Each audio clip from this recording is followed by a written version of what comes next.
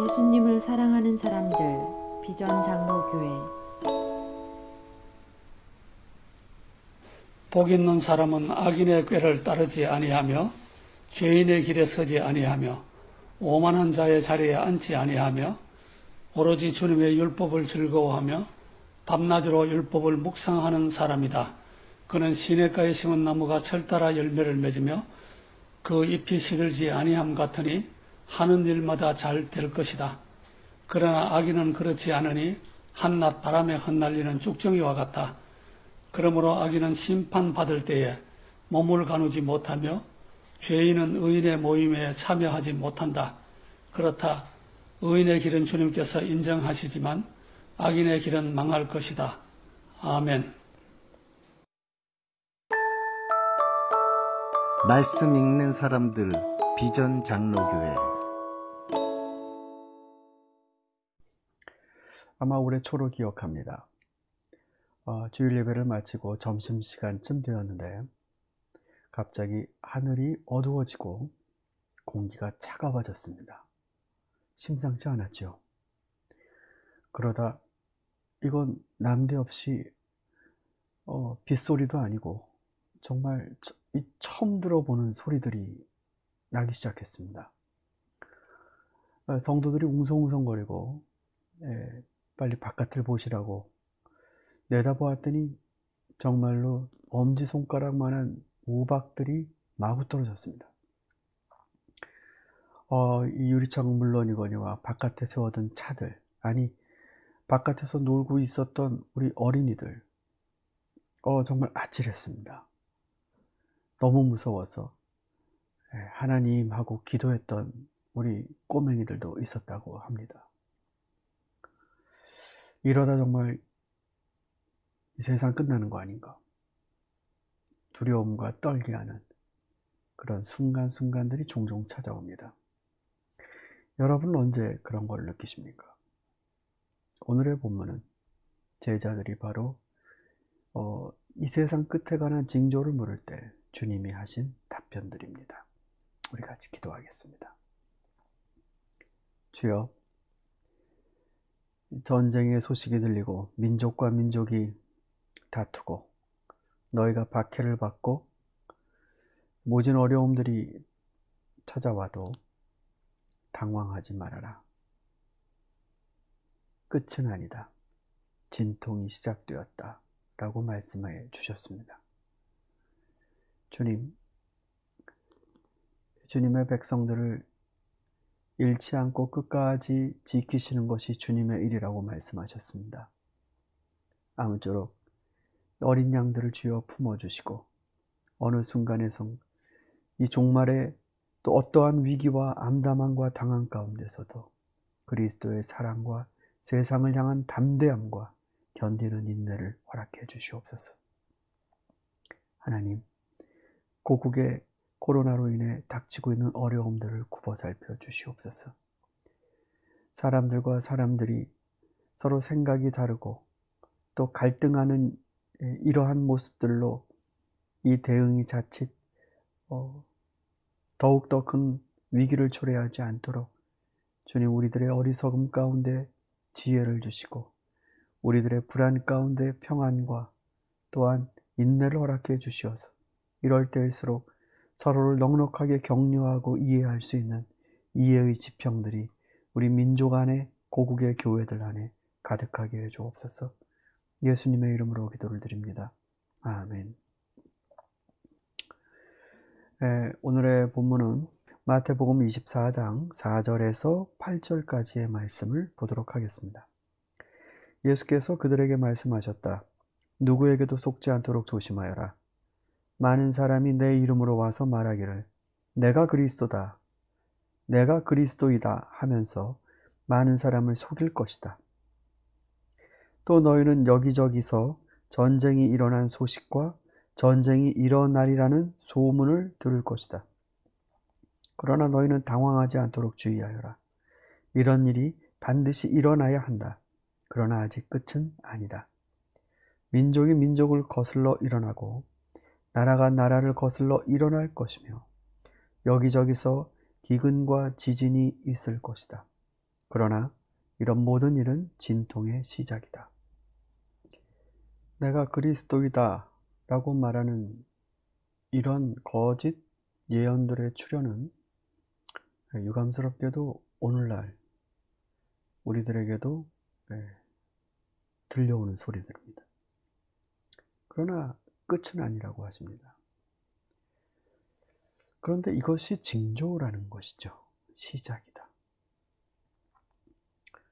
그리고 전쟁이 일어날 것이고 민족과 민족이 대립할 것이고 그리고 우리가 박해를 받게 되는 경우가 있을 것이고 불법이 성행할 것이고 그리고 사랑이 식을 것이고 이런 징조들을 말씀해 주셨습니다.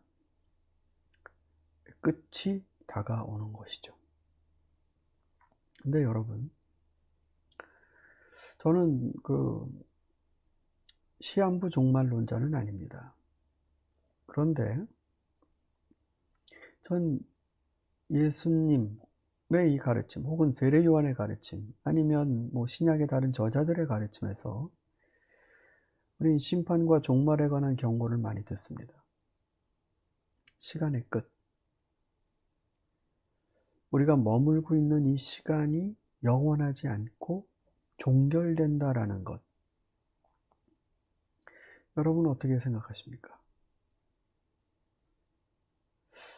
만약에 제가 어떤 지병으로 병원에 가서 진찰을 받았는데 의사가 시한부 시간을 선고합니다. 앞으로 6개월입니다. 그러면 저에게 그 6개월의 시간은 그걸 알았을 때와 몰랐을 때와 의미가 다르지 않겠습니까? 주님이 이 세계가 언젠가 이런 끝이라는 것이 있다라고 말씀을 해주신다면 거기에서 신자가 오늘을 살아가는 새로운 의미가 나오지 않겠습니까? 영원할 것처럼 살 수 있는 게 아니라 우린 그 끝이라는 그 시점에서 오늘을 그럼 어떻게 살아야 되는가? 라는 새로운 이해의 지평을 갖게 됩니다. 그러나 이런 경고에도 불구하고 그리스도인들이 오늘을 해석하는데 그 끝이라는 걸 잘 고려하지 않습니다. 그래서 현세주의, 즉 끝이 그때라면 지금 우리가 볼 수 있고 만질 수 있고 느낄 수 있고 누릴 수 있는 걸 전부라고 생각하는 그러한 가치관들이 결국은 더욱더 인간을 파괴시키는 것이 아닐까. 여러분, 주님이 분명히 말씀하셨습니다. 이 세계의 역사는 끝이 있습니다. 그때는 주님이 다시 오시며 심판의 모습으로 이 세상이 그 때를 감당하게 될 것입니다. 그럼 지금 우리 어떻게 살아야 되는가? 노아 시대 때 마른 하늘에 누가 비가 오겠다고 생각했습니까? 그러나 노아는 방주를 지었습니다. 그가 먹었던 욕, 배신감과 외로움들, 그러나 방주를 지었습니다.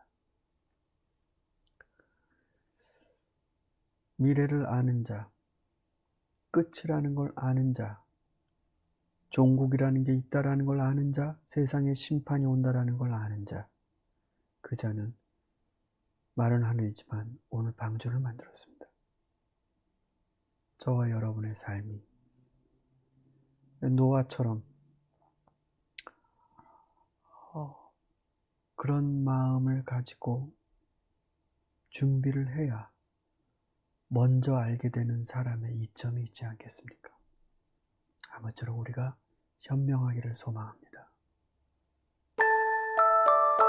말씀 듣는 사람들 비전 장로교회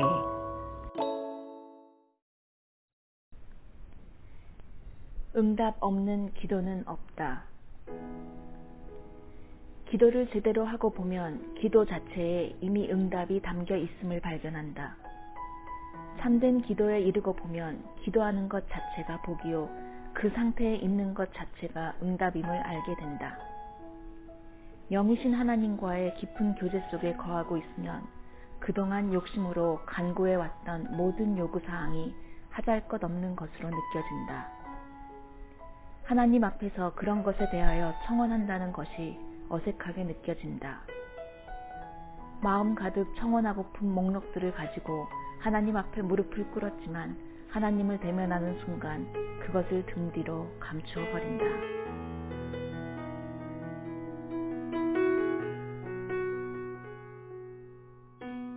하나님을 얻었는데 그것이 무슨 상관인가? 하나님과 만나 새로운 영적 시야가 열리고 새로운 삶의 목표를 찾았다면 그에게 더 이상 무슨 기도 제목이 있겠는가? 기도의 진정한 응답은 하나님과 함께 있는 그 상태다. 그 만남에서 차오르는 기쁨과 평안이다. 바닷속과 같은 든든한 평안이 차오르고 전에 맛보지 못했던 희열이 전 존재를 감싼다. 이러한 경험에 이르면 우리가 요청한 것이 이루어지지 않더라도 아무런 문제가 되지 않는다. 그 상태에서 의미 있는 삶을 살며 기쁨을 누릴 수 있는 힘을 얻었기 때문이다.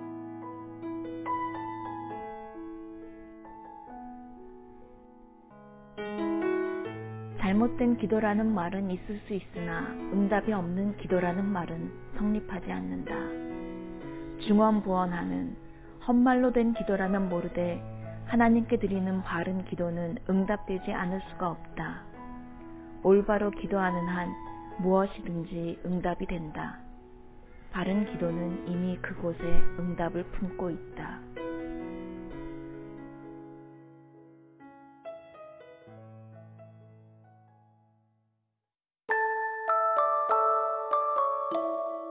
책에서 길어내는 영성.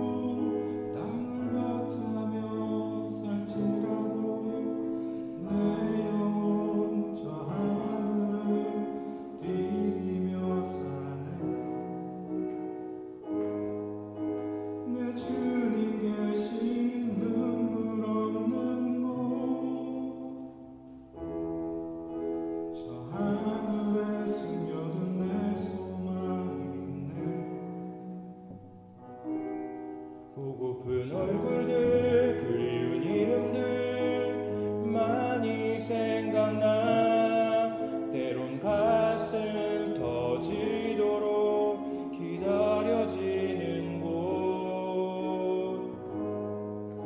내 아버지 너른 흠날 맞으시는 저 하늘에 쌓여둔 내 소망 있네 주님 그 나라에 이를 때까지 순례의 걸음 멈추지 않으리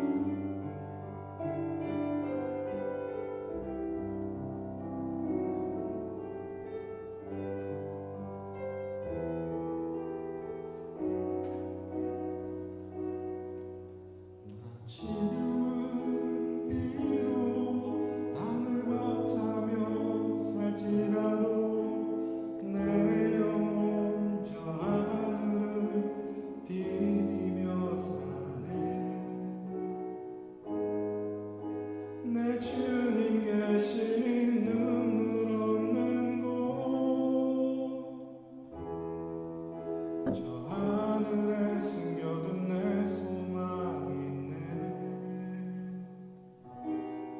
보고픈 얼굴들 그리운 이름들 많이 생각나. 때론 가슴 터지도록 기다려지는 곳.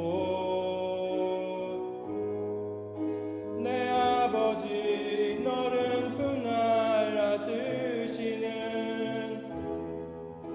저 하늘에 쌓여둔 내 소망 있네. 주님 그 나라에 이를 때까지 순례의 걸음 멈추지 않으리. 어떤 시련이 와도 나 두렵지 않네. 주와 함께 걷는 이 길에 주님 그 나라에 이를 때까지 순례의 걸음 멈추지 않으리. 어떤 시련이 와도 나 두렵지 않네. 주와 함께 걷는 이 길에 주와 함께 걷는 이 길에 주와 함께 걷는 이 길에 둘이 함께 걷는 이 길에.